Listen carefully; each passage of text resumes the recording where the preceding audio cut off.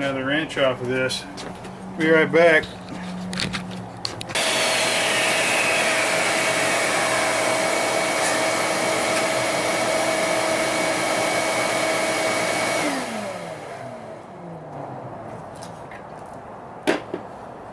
Well, let's see if that did it.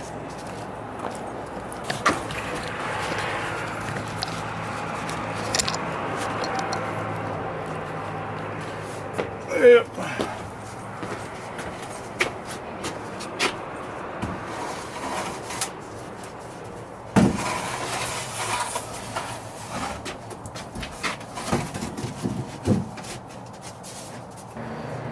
Well, that is, whoa, you guys fell down.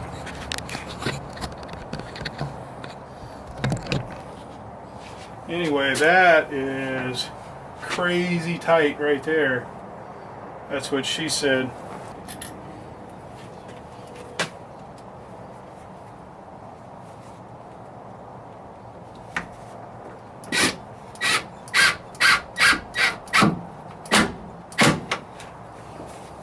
Okay guys, let me show you what I come up with for fastening this panel to the wall. And the whole time doing this, I'm going, man, this is such a, I like this so much, this is such a great idea. Why didn't I do this on the other side? And then I remembered why I didn't do it on the other side. But this is all I did. I just put a piece of scrap wood, attached it right there, and probably didn't even need it because I cut this wood so tight. But yeah, it's just there to where it can't come out, it can't pop out of there. So yeah, that's all I did right there. It seems like it's gonna work just fine.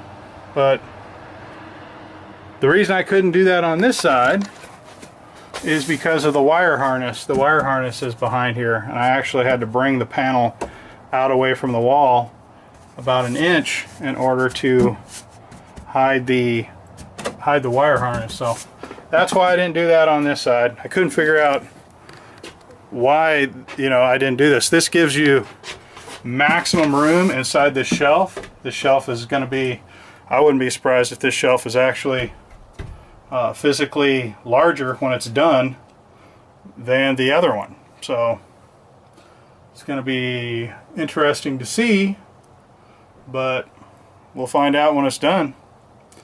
Alright guys, I'll get back to you in a minute.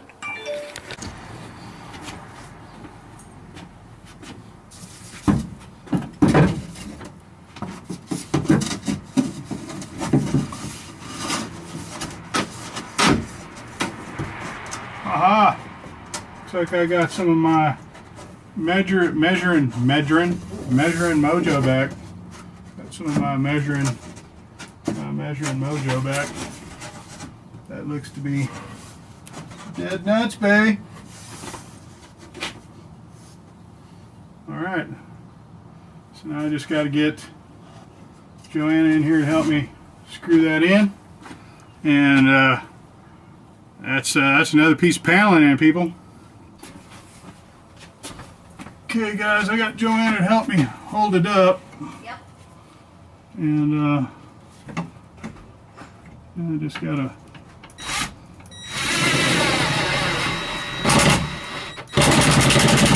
put more screws in it and get it held in place. But holy crap, it is sticking over. Damn, I didn't notice that. Eesh. It is slightly sticking over this edge right here. Oh boy. In order to put the end piece on. Yikes. Wonder if there's a way I can cut that without it being a big deal. Makes you wonder. You guys think that air-powered saw can cut through that lickety-split?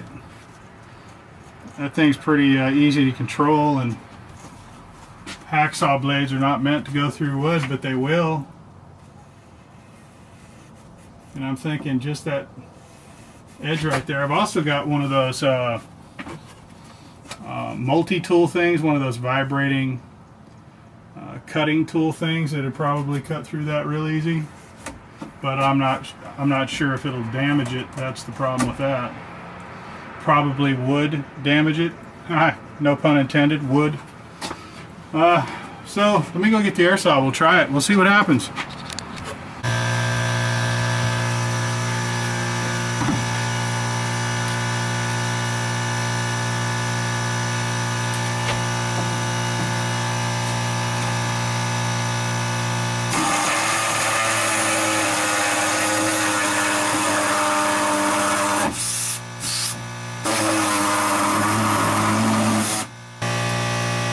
Holy crap, if that didn't work.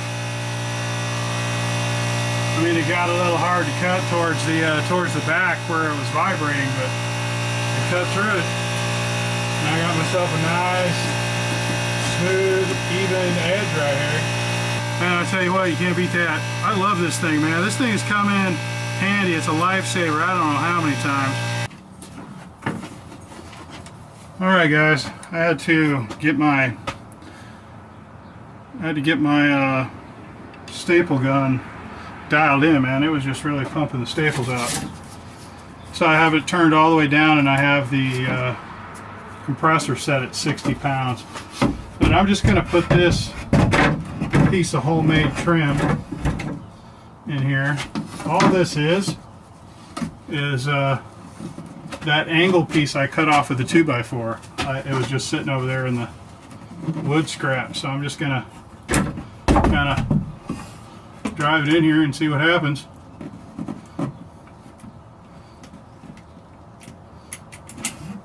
Well, I want you go. I want you chooch.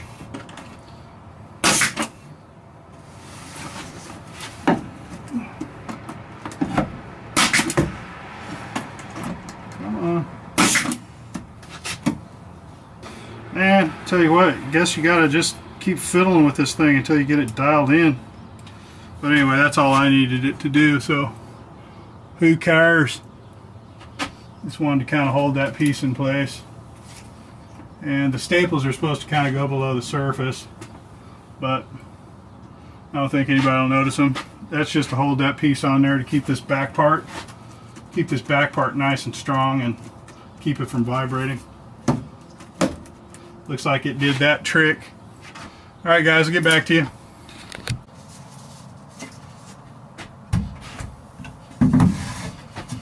Here's the bottom piece, guys. See if I got this cut right. Let me see.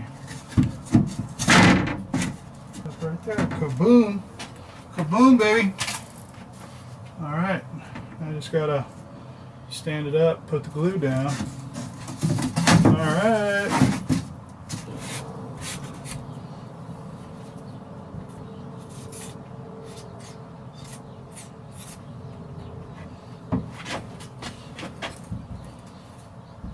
This magnet on the drill, I don't know how in the world I ever lived without one of those. It is it's pretty awesome. Yeah, I don't know how much of that, guys, you even saw, but anyway. Alright, so let me show it to you now. I get kind of a flyby. There's you a flyby. So it's almost done, just got to put on the ends. That's the last one, is just the square pieces on the ends. Semi-square pieces on the ends. Oh, jeez.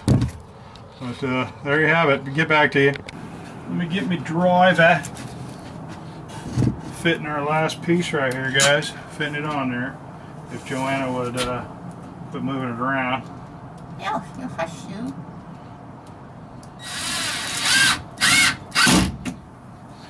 Okay, what am I doing? Reaching for screws when I got them in my hand. Reaching for shit that's in my hand. You're not. Okay, I got to make sure not to hit them screws that are already there. Oh man, that light just came in handy. On here, did you see that? I saw that. Alright guys, let's see here. It's getting dark, so I'm going to have to finish up, but there you go. There's the one side. And here's the other side. So pretty happy with how they turned out. And again, don't forget to comment and let me know what you think I should finish them with. A little concerned about poly and stain and stuff like that for the for the toxicity of it and the Arizona heat. When you heat it up to 130 degrees or whatever in the summertime, I'm a little concerned about using stain and poly and stuff like that. If there's one that is less toxic than others, let me know that. Or if you think I should just upholster these two boxes. See, upholstering it kind of has the advantage of hiding all the mistakes, because I'm not a woodworker, there are mistakes. But Joanna seems to think that the part of the charm of these two boxes is kind of the mistakes. She kind of thinks it makes them, she kind of thinks these two boxes kind of look like apple crates, like old-fashioned apple crates, imperfect and kind of, put together and stuff. And you know what? She's not wrong. I mean, they do have a certain old-time apple crate kind of charm to them.